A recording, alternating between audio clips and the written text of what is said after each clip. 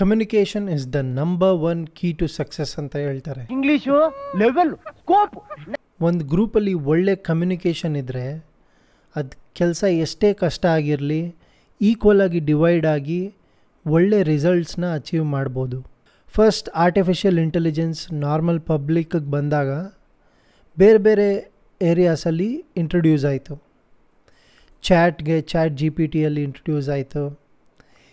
ಯಾವುದನ್ನ image generation ಮಾಡಬೇಕು ಅಂದರೆ ಡಾಲಿ, ಮಿಡ್ ಜರ್ನಿ, ಆಮೇಲೆ ಫೋಟೋಶಾಪಲ್ಲೂ ಇಂಟ್ರೊಡ್ಯೂಸ್ ಆಯಿತು. ಆಡಿಯೋಗೆ 11 ಲ್ಯಾಬ್ಸ್ ಅಂತ ಒಂದು ಕಂಪ್ನಿ ಅದರಲ್ಲಿ ಬಂತು. ಕೋಡಿಂಗಿಗೂ ಎಷ್ಟೊಂದಿದೆ, ಅದ್ರ ಬಗ್ಗೆ ಹಂಗೆ ಅಷ್ಟು ಗೊತ್ತಿಲ್ಲ. ಆಮೇಲೆ ರೀಸೆಂಟಾಗಿ ಚೈನಾದು open source free model release ಮಾಡಿದ್ರು, ಡೀಪ್ ಸೀಕ್ ಅಂತ. ಆಮೇಲೆ ನಮ್ಮ ಕ್ರೇಜಿ ಬಾಯ್ ಈಲಾನ್ ಮಸ್ಕೋ XAI ಅಂತ ರಿಲೀಸ್ ಮಾಡಿದ್ದಾನೆ. ಇನ್ನು ಸ್ವಲ್ಪ ದಿವಸದಲ್ಲಿ ಅದು ಇನ್ಸೇನ್ ಡೆವಲಪ್ಮೆಂಟ್ ಆಗುತ್ತೆ. ಆಮೇಲೆ ಗ್ರಾಕ್ AI ಅಂತ ಆ್ಯಪ್ ಇದೆ. ಅದನ್ನು ಯಾರು ಎಲ್ಲರೂ ಟ್ರೈ ಮಾಡಿರ್ತಾರೆ, ಆದರೆ ಯಾರು ಟ್ರೈ ಮಾಡಿಲ್ವೋ ಟ್ರೈ ಮಾಡಿ. ಅನ್ಫಿಲ್ಟರ್ಡ್ ಉಪ್ಪಿ ಆನ್ಸರ್ಸ್ ಥರ ಕೊಡುತ್ತೆ. ಎಲ್ಲರೂ ಕಚರಾಗಳೇ, ನಾನು ಹೇಳ್ಕೊತೀನಿ, ಬೇರೆಯವ್ರು ಹೇಳಲ್ಲ. ಏನೇ ಕೇಳಿದ್ರು ವಿತೌಟ್ ಬಯಾಸ್ ಆನ್ಸರ್ ಕೊಡುತ್ತೆ, ಈಗೋನ ಇಳಿಸುತ್ತೆ. ಓಕೆ, ಇದೆಲ್ಲ ಓಕೆ. ಈ ಎಲ್ಲ AIಗಳು ಅದರದರ ಫೀಲ್ಡಲ್ಲಿ ವರ್ಕ್ ಮಾಡ್ತಿರೋ ಜನರ ಕೆಲಸನ ಈಸಿ ಮಾಡುತ್ತೆ, ಅದೇ ಕೆಲಸನ ಕಿತ್ತಾಕುತ್ತೆ. ಎಷ್ಟೊಂದು ಜನ ಕೆಲಸ ಕಳ್ಕೊಂಡಿದ್ದಾರೆ. ಆದರೆ ನನ್ನ ಪ್ರಕಾರ ಈ ಯಾವ AIಗಳು ಒಂದು ಲೈನ್ನ ಟಚ್ ಮಾಡಿಲ್ಲ. ಆ ಲೈನ್ ಯಾವುದು ಅಂತ ಕೇಳಿದ್ರೆ true communication. True communication involves honest, clear, empathetic sharing of thoughts, feelings, along with listening and understanding, building trust and strengthening relationships. ಈ ಎಲ್ಲದನ್ನು ಫುಲ್ ಮಾಡದೇ ಇದ್ರೂ ಪರವಾಗಿಲ್ಲ, ಒಂದು ಅರ್ಧ ಮಾಡಿದ್ರೆ ಮನುಷ್ಯರ ಬೆಸ್ಟ್ ಫ್ರೆಂಡ್ ಆಗಿಬಿಡ್ಬೋದು. ಆದರೆ ರೀಸೆಂಟಾಗಿ ನನ್ನ ಪ್ರಕಾರ OpenAIನ ಚಾಟ್ GPT ಆ ಲೈನ್ನ ಟಚ್ ಮಾಡಿದೆ, ಟ್ರೂ ಕಮ್ಯುನಿಕೇಷನ್ನ ಅಚೀವ್ ಮಾಡಿದೆ ಅಂತ ಅನಿಸುತ್ತೆ. ಯಾಕೆ ಅಂತ ಕೇಳ್ತೀರಾ? ಎಕ್ಸಾಂಪಲ್ ಕೊಡ್ತೀನಿ. ಫಸ್ಟ್ ಆಫ್ ಆಲ್, ನಮ್ಮ ತಲೆಯಲ್ಲಿರೋ ಯಾವುದನ್ನ ಒಂದು ಐಡಿಯಾನ ಇನ್ನೊಬ್ಬರಿಗೆ ಹಾಕಬೇಕು ಅಂದರೆ ಒಂದು ನಾವು ಎಕ್ಸ್ಪ್ಲೈನ್ ಮಾಡೋ ಕೇಪಬಿಲಿಟಿ ಚೆನ್ನಾಗಿರಬೇಕು, ಇಲ್ಲ ಅವ್ರು ಬ್ರಿಲಿಯಂಟ್ ಆಗಿರಬೇಕು. ಅವ್ರು ಬ್ರಿಲಿಯಂಟ್ ಆಗಿದ್ದರೆ ನಾವು ಹೆಂಗೆ ಹೇಳಿದ್ರು ಈ ನನ್ನ ಮಗ ಹಿಂಗೆ ಹೇಳ್ತಾವನ, ಈ ನನ್ನ ಮಗನಿಗೆ ಎಕ್ಸ್ಪ್ಲೈನ್ ಮಾಡೋಕ್ಕೆ ಬರಲ್ಲ, ಮೋಸ್ಟ್ಲಿ ಇದಿರ್ಬೋದು ಅಂತ ಅವ್ರು ಅರ್ಥ ಮಾಡ್ಕೊತಾರೆ. ಆ ಥರ type of person into 1000 chat GPT. ಯಾಕೆಂದರೆ ಎಷ್ಟೊಂದು ಸತಿ ನಾನೇನೋ ಟೈಪ್ ಮಾಡ್ತಾ ಇರ್ತೀನಿ, ಅದರಲ್ಲಿ ಸ್ಪೆಲ್ಲಿಂಗ್ ಮಿಸ್ಟೇಕ್ ಇರುತ್ತೆ, ವಿತೌಟ್ ಕಾಂಟೆಕ್ಸ್ಟ್ ಏನೇನೋ ಟೈಪ್ ಮಾಡಿರ್ತೀನಿ. ಆದರೆ ಹಿಂಗೆ ಅಂತ ಅದಷ್ಟೇ ಅರ್ಥ ಮಾಡ್ಕೊಂಬಿಡುತ್ತೆ. ಅವಾಗ ಒಂದು ಸೆಕೆಂಡ್ ತಲೆಗೆ ಹೊಳಿಯೋದು, ಇದೇಂಗೆ ಗೊತ್ತಾಯ್ತು ಇದಕ್ಕೆ ಅಂತ. ರೀಸೆಂಟಾಗಿ ಒಂದೊಂದು ಮುಂಚೆ ಟ್ರೈ ಮಾಡ್ತಿದ್ದೆ, ಅಷ್ಟೊಂದು ಇದನ್ನ ಚಾಟ್ ಬಾಟ್, ಮಾಮೂಲಿ ಚಾಟ್ ಬಾಟ್. ಆದರೆ ರೀಸೆಂಟಾಗೆ ಒಳ್ಳೆ ಆಲ್ಮೋಸ್ಟ್ ಹ್ಯೂಮನ್ ಥರ ಮೋಸ್ಟ್ಲಿ ಇದು ಹೇಳ್ತಿರ್ಬೋದು ಅಂತ ಅಸ್ಯೂಮ್ ಮಾಡಿಬಿಡುತ್ತೆ. ಸುಮ್ಮನೆ ಬೇಸ್ಲೆಸ್ ಅಸಂಪ್ಷನ್ಸ್ ಅಲ್ಲ, ರಿಯಲ್ ಇವನು ಮುಂಚೆ ಈ ಕ್ವೆಶನ್ ಕೇಳಿದೆ, ಮೋಸ್ಟ್ಲಿ ಇದ್ರ ಬಗ್ಗೆನೇ ಕೇಳ್ತಿರ್ಬೋದೇನೋ ಅಂತ ಒಂದು ಫ್ಯಾಕ್ಟ್ ಬೇಸ್ಡ್ ಅಸಂಪ್ಷನ್ ಮಾಡಿಕೊಂಡು ಅದು ನಮ್ಮನ್ನು ಅರ್ಥ ಮಾಡ್ಕೊಳಕ್ಕೆ ಟ್ರೈ ಮಾಡುತ್ತೆ. ಅದಕ್ಕೆ ಎಕ್ಸಾಂಪಲ್ ಕೊಡ್ತೀನಿ ಇವಾಗ ಹೆಂಗೆ ಅಂತ. ಇವಾಗ ಒಂದು ಆ್ಯಡ್ ಶೂಟ್ ಮಾಡಬೇಕು. ಏನದ್ರ ಬಗ್ಗೆ ಆ್ಯಡು ನಾನು ಯೋಚನೆ ಮಾಡಿದೆ. ಇವಾಗ ಇಲ್ಲಿ ಏನದ್ರ ಬಗ್ಗೆ, ನನ್ನ ಹತ್ರ ಇರೋ ಒಂದು ಹೆಡ್ಫೋನ್ ಇದೆ, ಇದು ಹೆಡ್ಫೋನ್ ಇದೆ. ಈ ಹೆಡ್ಫೋನ್ ಬಗ್ಗೆ ನಾನೊಂದು ಒಂದು ಪೋಸ್ಟ್ ಮಾಡಬೇಕು. ನಾನು ಈ ಹೆಡ್ಫೋನ್ನ ಫೋಟೋ ಹಿಡಿದ್ಬಿಟ್ಟು ನಂದು ರೈಟು ಲೆಫ್ಟು ಜೈಲಲ್ಲಿ ಫೋಟೋ ಹಿಡ್ದಂಗೆ ಒಂದು ಫೋಟೋ ಹಿಡಿದ್ಬಿಟ್ಟು ಅಪ್ಲೋಡ್ ಮಾಡಿ ಇದನ್ನು ಟೈಪ್ ಮಾಡಿದೆ, make an add for this boat headphone. ಈ add ಎಲ್ಲಿರಬೇಕು? ಡೆಸರ್ಟಲ್ಲಿರಲಿ.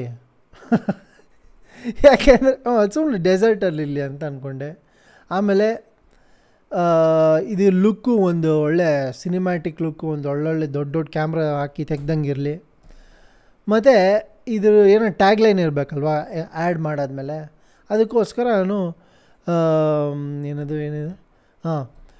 Music which transports you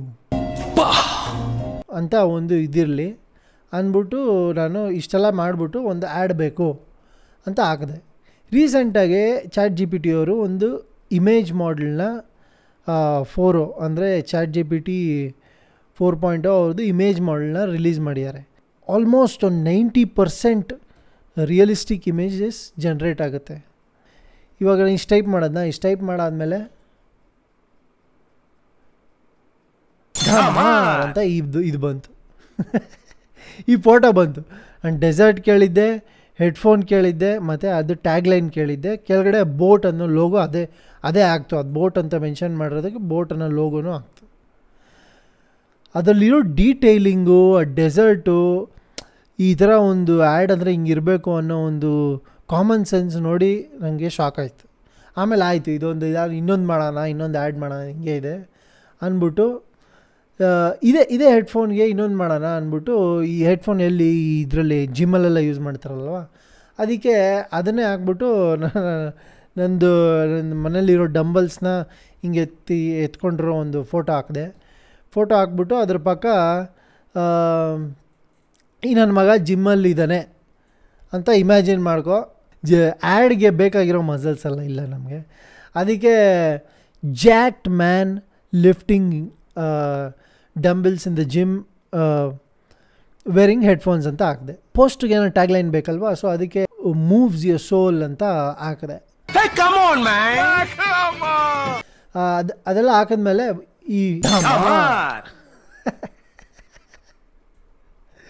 ಇದನ್ನು ರಿಯಲ್ಲಾಗಿ ತೆಗಿಬೇಕು ಅಂದರೆ ಈ ಫೋಟೋ ಬಂದಿದ ತಕ್ಷಣ ನಂಗೆ ಫಸ್ಟ್ ತಲೆಗೆ ಹೊಡೆದಿದ್ದು 25 ಜನದ ಕೆಲಸ ಹೊಟ್ಟೋಯ್ತು ಅಂತ. ಅಲ್ಲಿ ಹೋಗಿ ಲೊಕೇಶನ್ ಸ್ಕೌಟ್ ಮಾಡೋರೊಬ್ಬರು, ಆ ಲೈಟಿಂಗ್ ಮಾಡೋರೊಬ್ಬರು, ಆ ಫೋಟೋ ತೆಗಿಯೋನೊಬ್ಬರು, ಅದ್ರದ್ದು ಆ್ಯಡ್ ಪೋಸ್ಟ್ ಪ್ರೊಡಕ್ಷನ್ ಮಾಡೋನೊಬ್ಬರು, ಅವ್ರೆಲ್ಲರ ಕೆಲಸನ ಒಟ್ಟಿಗೆ ಢಮಾರ್ ಅಂತ ಇದು ಮಾಡಿಬಿಡ್ತು. ಇದು ನೋಡಿ ನಾನು ಇದನ್ನೆಲ್ಲ ಪ್ರಾಸೆಸ್ ಮಾಡಿ ಒಂದು ಇಮೇಜ್ ಪ್ರೊಡ್ಯೂಸ್ ಮಾಡೋ ಸ್ಪೀಡ್ನ ನೋಡಿ ನನಗೆ ಶಾಕ್ ಆಗಿದ್ದು. ಆಮೇಲೆ ನೆಕ್ಸ್ಟು ಇದಾಯಿತು, ಇದು ಹೆಡ್ಫೋನ್ಸ್ ಎಲ್ಲರೂ ಮಾಡ್ತಾರೆ, ಬೇರೆ ಏನಾರು ಟ್ರೈ ಮಾಡೋಣ ಅಂದ್ಬಿಟ್ಟು ನಾನು ನಾರ್ಮಲಾಗಿ ಇದು ಪೋಸ್ಟ್ ಇಟ್ ಎಲ್ಲ ಯೂಸ್ ಮಾಡಲ್ಲ ಅಷ್ಟೊಂದು. ಸೊ ಇದನ್ನು ಎತ್ಬಿಟ್ಟು ಇಲ್ಲೇ ಇತ್ತು, ಸೊ ಇದನ್ನ ಎತ್ಬಿಟ್ಟು ಒಂದೆರಡು ಫೋಟೋ ತೆಗೆದ್ಬಿಟ್ಟು ಸೇಮ್ ಅದೇ ನನ್ನ ಮಗ ಫೋಟೋ ಅಲ್ಲಿ ಪಕ್ಕದಲ್ಲಿ ಒಂದು ಹಾಕಿ ಇದ್ರದ್ದು ಒಂದು ಫೋಟೋ ಹಾಕ್ಬಿಟ್ಟು ಇದನ್ನು ಕೆಳಗಡೆ ಟೈಪ್ ಮಾಡಿದೆ. Make a poster ad for the post it notes ಅಂತ ಹಾಕಿದೆ. ಆಮೇಲೆ ಅದರದ್ದು ಲೊಕೇಶನ್ ಹೇಳಿದೆ ನಾನು. ಯಾವಾಗಲೂ ಐಡಿಯಾ ಇತ್ತು ನನಗೆ, ಇದು ಪೋಸ್ಟ್ ಇದ್ದು ಯಾವಾಗ ಒಂದು ಯೋಚನೆ ಮಾಡ್ತಿರ್ತೀನಿ ಈ ಥರ ಒಂದು ಆ್ಯಡ್ ತೆಗೆದ್ರೆ ಚೆನ್ನಾಗಿರುತ್ತೆ ಅಂತ. ಆದರೆ ಇಲ್ಲಿ ಹಂಗೆ ಡೈರೆಕ್ಟ್ ರಿಸಲ್ಟ್ಸ್ ನೋಡ್ಬೋದಲ್ವಾ. ಸೊ ಈ ಆ್ಯಡ್ನ ಲೈಬ್ರರಿಯಲ್ಲಿ ತೆಗೆಯೋಣ, ಓಕೆ ಲೈಬ್ರರಿ ಅಂತ ಟೈಪ್ ಮಾಡಿದೆ. ಆಮೇಲೆ ನನ್ನ ಹತ್ರ ಇಲ್ಲಿ ಲ್ಯಾಂಪು, ಇದು ಲ್ಯಾಂಪು, ಈ ಲ್ಯಾಂಪ್ನ ಯೂಸ್ ಮಾಡಿ ಒಂದು ಫೋಟೋ ತೆಗೆದೆ. ಹಿಂಗಿದ್ರೆ ಪಕ್ಕದಲ್ಲಿ ಒಂದು ಲ್ಯಾಂಪ್ ಇದ್ದರೆ ಚೆನ್ನಾಗಿರುತ್ತೆ. ಅವ್ನು ಲೈಬ್ರರಿಯಲ್ಲಿ ಕೂತ್ಕೊಂಡಿರ್ತಾನೆ, ನೋಟ್ಸ್ ಬರಿತಾ ಇರ್ತಾನೆ, ಹಿಂದೆಗಡೆ ಎಲ್ಲ ಪೋಸ್ಟ್ ಇಟ್ ನೋಟ್ಸ್ ಇರುತ್ತೆ. ಒಂದು ಪೋಸ್ಟ್ ಇಟ್ ಅಂತ ಒಂದು ಆ್ಯಡ್ ಅಂದ್ಬಿಟ್ಟು ಇಲ್ಲಿ ಟೈಪ್ ಮಾಡಿ ಹಾಕಿದೆ. ಹಿಂಗಿರಲಿ, ಲೈಟಿಂಗ್ ಹಿಂಗಿರಲಿ, ಹಂಗೆ ಹಿಂಗೆ ಅಂದ್ಬಿಟ್ಟು ಟೈಪ್ ಮಾಡಿ ಅಂತ ಹಾಕಿದೆ.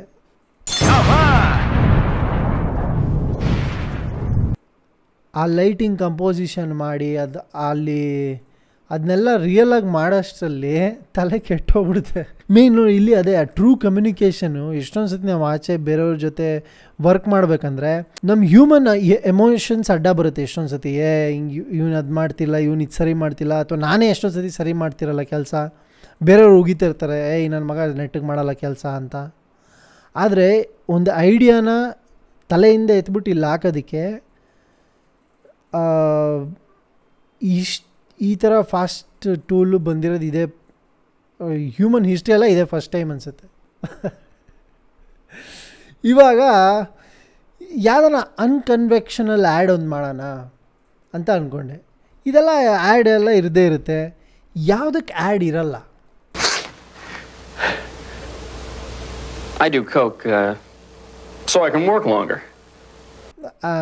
ಯಾವುದಕ್ಕೆ ನಾರ್ಮಲಾಗಿ ಆ್ಯಡ್ಸ್ ಟಿ ವಿಯಲ್ಲಿ ನೋಡಲ್ಲ, ಅಥವಾ ನಾವು ಎಲ್ಲೂ ಆಚೆ ಕಡೆ ದೊಡ್ಡ ದೊಡ್ಡ ಪೋಸ್ಟ್ರಲ್ಲಿ ನೋಡದೇ ಇರೋ ಅಂಥ ಯಾವುದನ್ನ ಒಂದು ಐಟಮ್ಗೆ ಮಾಡೋಣ ಅಂತ ಅಂದ್ಕೊಂಡೆ. ಏನು ಮಾಡೋಣ ಅಂತ ಯೋಚನೆ ಮಾಡ್ತಿದ್ದೆ. ಅದಕ್ಕೆ ಇಲ್ಲಿ ನಂದು ಇದು ಕಾಣಿಸ್ತು, ತೋರಿಸಿ.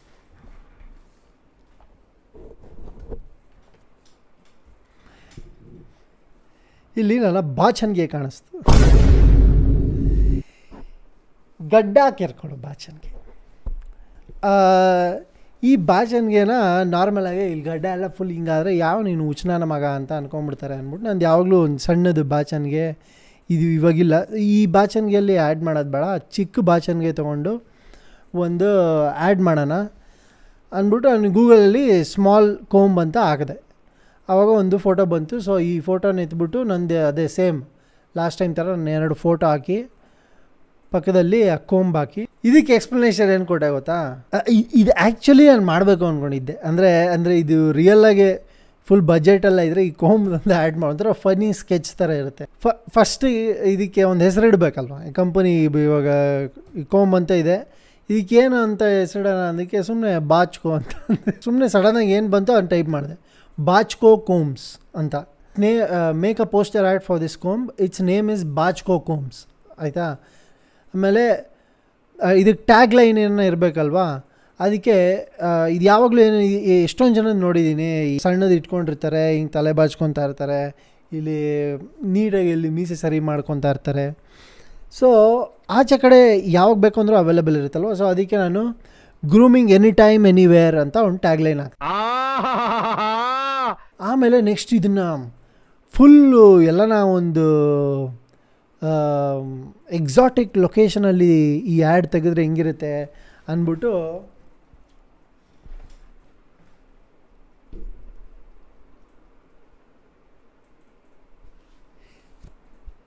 ಈ ಟೋಪಿನ ಹಾಕೊಂಬಿಟ್ಟು ಫೋಟೋ ತೆಕ್ಕೊಂಬಿಟ್ಟು ಲೆಟ್ಸ್ ಗೋ ಟು ಹಿಮಾಲಯಾಸ್ ಅಂದ್ಬಿಟ್ಟು ಇಲ್ಲಿ set the ad in the Himalayas ಅಂತ ಹಾಕಿದೆ. ಇದಕ್ಕೆ ಎಕ್ಸ್ಪ್ಲನೇಷನ್ ಕೊಡಬೇಕಲ್ವ ಇವಾಗ. ಅದಕ್ಕೆ a man grooming his beard looking at the reflection in the mirror of his Bullet bike. ಈ ಇದಕ್ಕೆಲ್ಲ ಹೋಗ್ತಾರಲ್ವ, ಲದಾಖ್ಗೆಲ್ಲ ಬೈಕಲ್ಲೆಲ್ಲ ಹೋಗ್ತಾರಲ್ವ, ಆ ಥರ ಲೊಕೇಶನಲ್ಲಿ ತೆಗೆದ್ರೆ ಹೆಂಗಿರುತ್ತೆ ಅಂದ್ಬಿಟ್ಟು ಒಂದು ಐಡಿಯಾ ಆಯಿತು. ಸೊ ಅದಕ್ಕೆ ಅದನ್ನೆಲ್ಲ ಟೈಪ್ ಮಾಡಿಬಿಟ್ಟು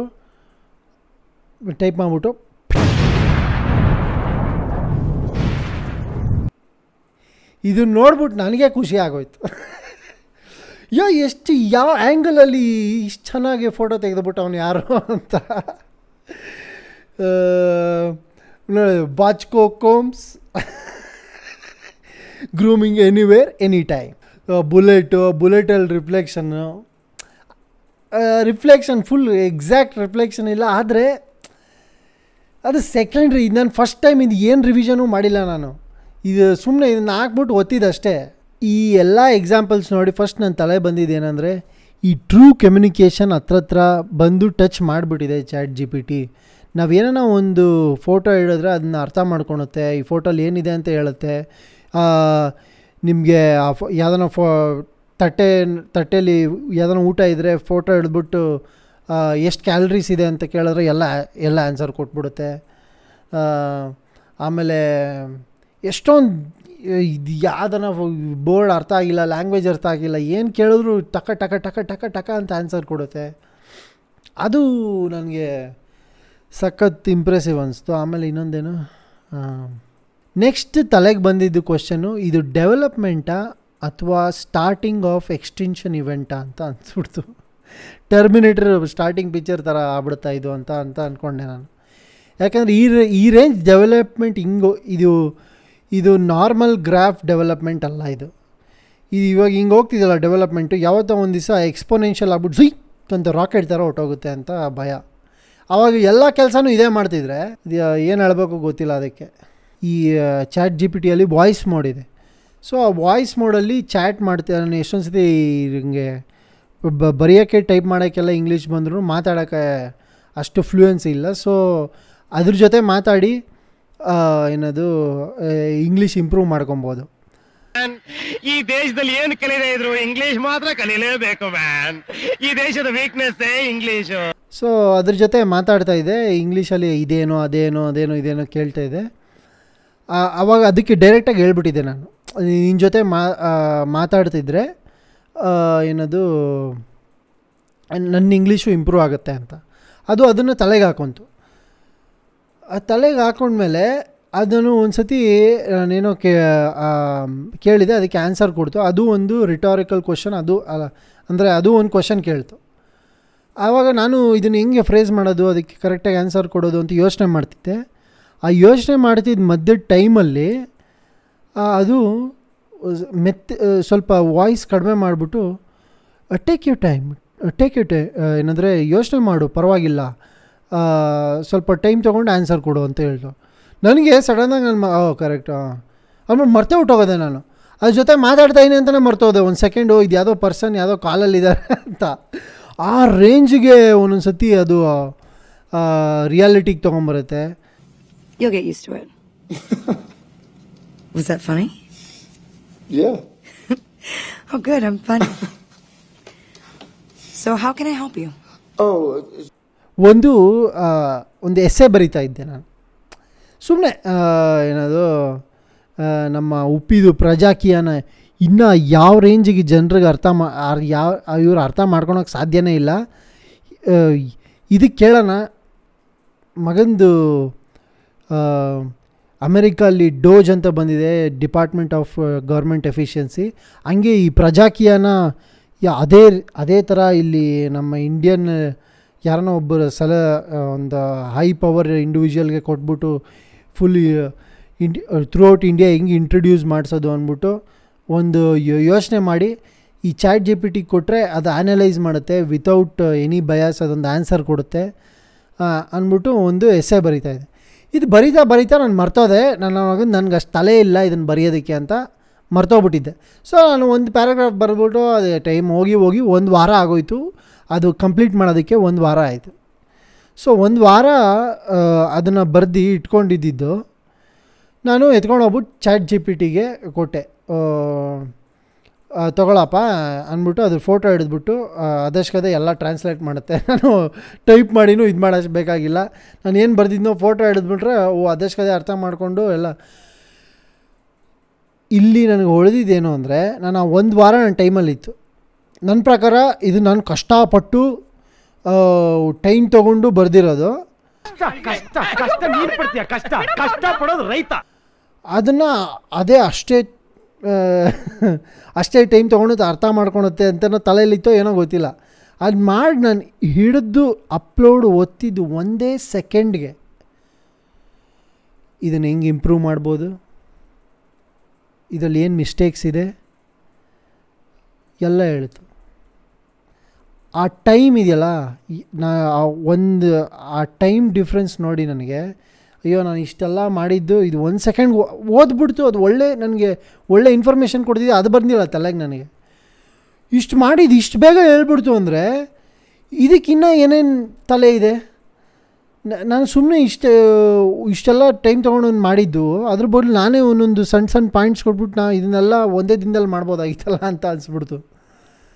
ಸೊ ಅದೊಂದು ಪಾಯಿಂಟ್ ನಂಗೆ ತಲೆಗೆ ಉಳಿದಿದ್ದು. ಸ್ಪೀಡ್. ಈ ಪೊಲಿಟಿಕಲ್ ಪ್ರಾಬ್ಲಮ್ಸ್ನೆಲ್ಲ ಹಾಕ್ಬಿಟ್ಟು ಒಂದು ಪ್ರೈಮ್ ಮಿನಿಸ್ಟರ್ ಥರ, AI ಪ್ರೈಮ್ ಮಿನಿಸ್ಟರ್ ಥರನೋ ಅಥವಾ ಏನೋ ಮಾಡಿದ್ರೆ ಹೆಂಗಿರುತ್ತೆ ಅಂದ್ಬಿಟ್ಟು ಈ ಚಾಟ್ GPTಗೆ ಹಾಕಿಲ್ಲ, ಗ್ರಾಕ್ಗೆ ಹಾಕಿದೆ. ಗ್ರಾಕ್ ಟ್ರೈ ಮಾಡಿಲ್ಲ ಅಂದರೆ ಮಾಡಬೇಕು. ಗ್ರಾಕ್ ಅಂತ ಆ್ಯಪ್ ಇದೆ, ಅದರಲ್ಲಿ ಹಾಕಿದ್ರೆ ಅನ್ಫಿಲ್ಟರ್ಡ್ ಆಪ್ಷನ್ ಅಂತಿದೆ. ಮಗಂದು ಉಗೀತದೆ. ನಿಜ ಹೇಳಿದಕ್ಕೆ ನಿಮಗೆ ತಿಕ್ಕ ಉರಿದೋಯ್ತಾ? ಒಳ್ಳೆ ಶಂಡ ಇದ್ದಂಗಿದೆಯಲ್ಲ. ನೀ ಯಾರ ಬಗ್ಗೆನೋ ಹೇಳಿದ್ರೂ ಉಗಿಯುತ್ತೆ. ಅದೊಂಥರ ಈಗೋ ಚೆಕ್ಕು. ಯಾರು ಒಳ್ಳೆಯವರು ಅಂತ ಅಂದ್ಕೊಂಡಿರ್ತೀರೋ ಇವ್ರು ಒಳ್ಳೆಯವರು ಅಂತ ಅನ್ಫಿಲ್ಟರ್ಡ್ ಆಪ್ಷನಲ್ಲಿ ಟೈಪ್ ಮಾಡಿ ಹಾಕಿ. ಮಗಂದು ಈ ನನ್ನ ಮಗ ಒಳ್ಳೆಯವನಾ, ಇವನು ಏನು ಮಾಡಿದಾನೆ ಹೇಳ ಅಂದ್ಬಿಟ್ಟು ಹೇಳುತ್ತೆ. ಸೊ ಗ್ರಾಕ್ ಯಾರು ಟ್ರೈ ಮಾಡಿರೋ ಟ್ರೈ ಮಾಡಿ. ಮತ್ತು ಮುಂದೆ ಇನ್ನೇನಿಲ್ಲ, ಅಷ್ಟೇ. ವಿಡಿಯೋ ನೋಡೋದಕ್ಕೆ ಧನ್ಯವಾದಗಳು. ನಮಸ್ಕಾರ.